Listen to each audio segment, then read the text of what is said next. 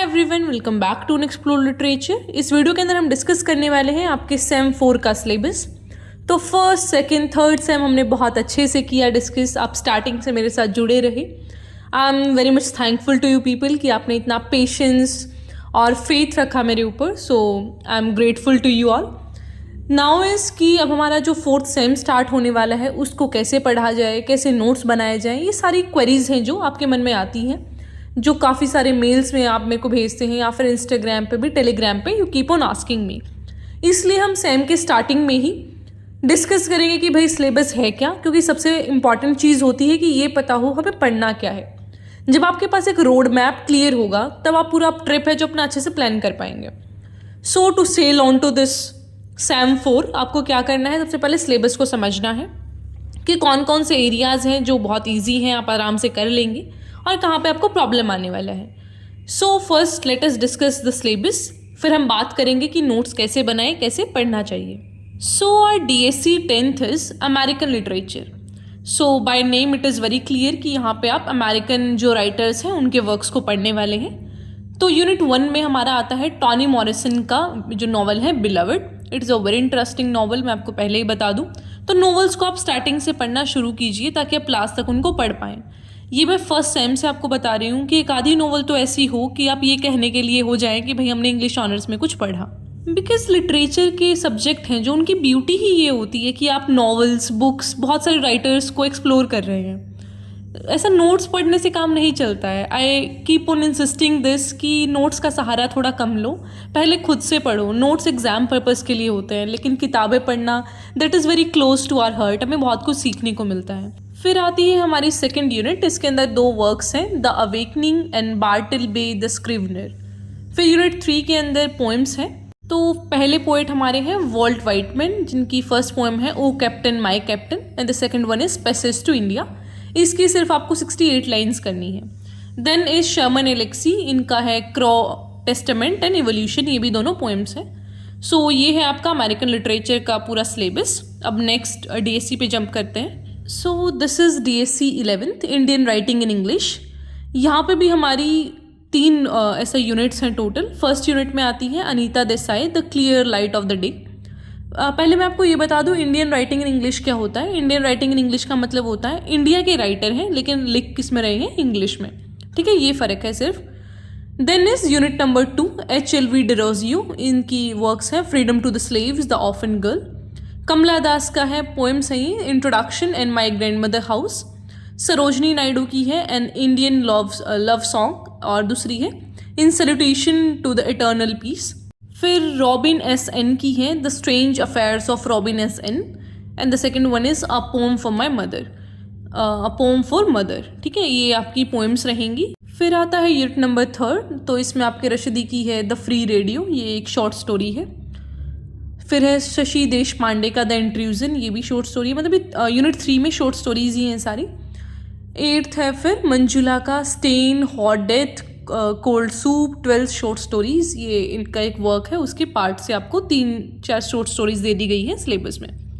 तो ये हमारे हो गए Indian writings in English.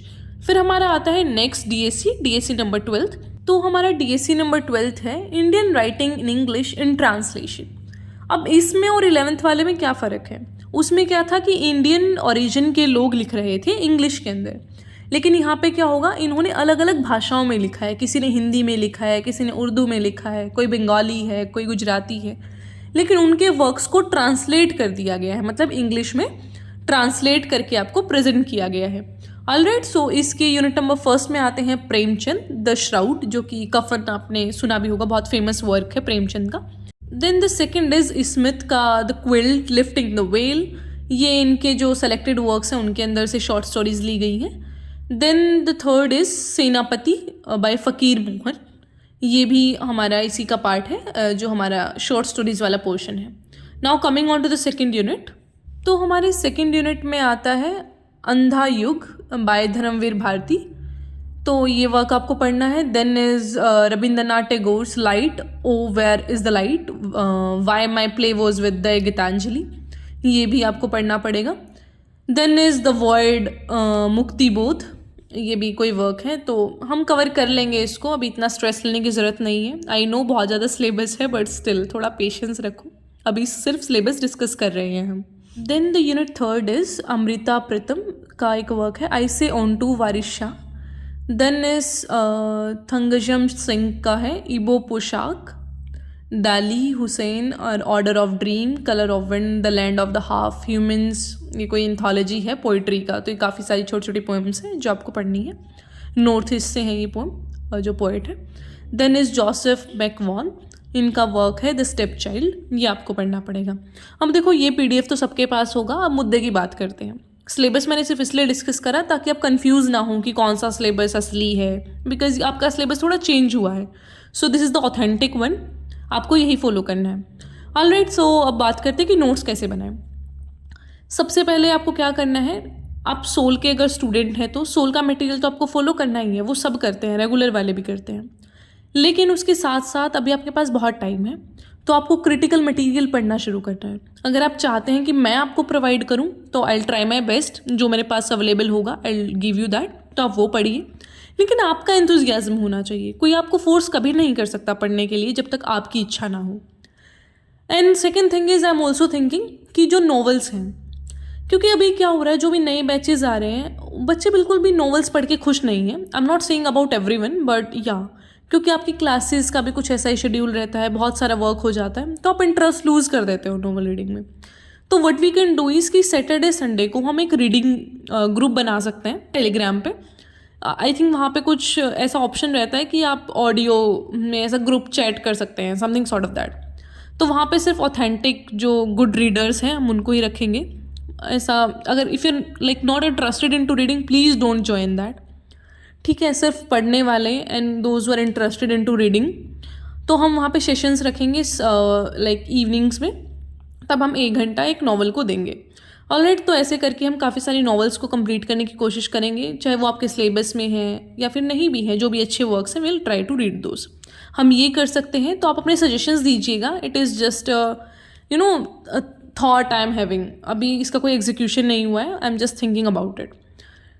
This is then is एक नोट्स की हमने डिस्कस कर ली कि भाई क्रिटिकल मटेरियल पढ़ना है, सोल का मटेरियल तो आपको पढ़ना ही है, और ट्राई करो ओरिजिनल वर्क्स को पढ़ने की। फिर बात आती है कि नोट्स बनाएं कैसे। जब भी आप नोट्स बनाने को बैठते हैं तो सारी चीज़ें नहीं लिखनी होती, एक शॉर्ट फॉर्म में आपको लिखना होता है कि भाई ये राइटर है, यहाँ से ये बिलोंग करता है, ये इसके वर्क्स है और ये पर्टिकुलर थीम है। आपको वो कहानी पूरी नहीं ऐसा लिखनी है। पेपर के टाइम पे आप ऐसा सोल का मटेरियल देखोगे तो पूरा समरी वहाँ पे अवेलेबल है, ये चीज़ हो जाएगा। देन इज़ सबसे इम्पॉर्टेंट जो बात मैं कहना चाहती हूँ इस वीडियो के थ्रू इज़ प्लीज़ अपना जो भी ये जी और एक्स्ट्रा सब्जेक्ट्स हैं प्लीज़ मुझे पहले ही बता देना। मेरे को पेपर से 1 दिन पहले कोई नहीं बोलेगा कि वीडियो अपलोड कर दो। लिटरली मुझे पता है लाइक कितना प्रॉब्लम फेस करना पड़ता है। 1 दिन पहले आई हैव टू रश कि ओके किसी ने रिक्वेस्ट किया था, फिर उस टॉपिक को ढूंढना, बहुत सारी चीज़ें होती हैं, तो बहुत रिसर्च वर्क मांगता है ये सारा काम। Because I am also human, मैंने भी सब कुछ नहीं पढ़ा है, मुझे भी पढ़ना पड़ता है, then only I can explain something. तो प्लीज़ मेरे ऊपर इतना तो रहम कीजिएगा आपकी बार कि आप अपना सारा जो भी टॉपिक्स हैं उनको पहले ही बता दें। एंड अगर आपने चैनल को सब्सक्राइब नहीं किया है तो जल्दी से 10 के सब्सक्राइबर्स भी करवा दो। और हमारा जो दूसरा चैनल है उस पर हम पोस्ट करेंगे अबाउट जो भी हमारे एक्स्ट्रा सब्जेक्ट है, जी का है, पॉलिटिकल साइंस एंड ऑल, तो उस पर वो सारी चीज़ें आएंगी। अब की बार इस चैनल को सिर्फ लिटरेचर के लिए रखने वाले हैं, तो आप प्लीज़ उसको भी सब्सक्राइब कर लीजिए, उसका लिंक आपको डिस्क्रिप्शन में मिल जाएगा। So that's it about the video. I'll meet you in the next video and we'll try to cover our syllabus soon. So don't forget to subscribe the channel, like the video and share it with your friends. I'll meet you in the next video. Till then, take care, stay happy, stay healthy.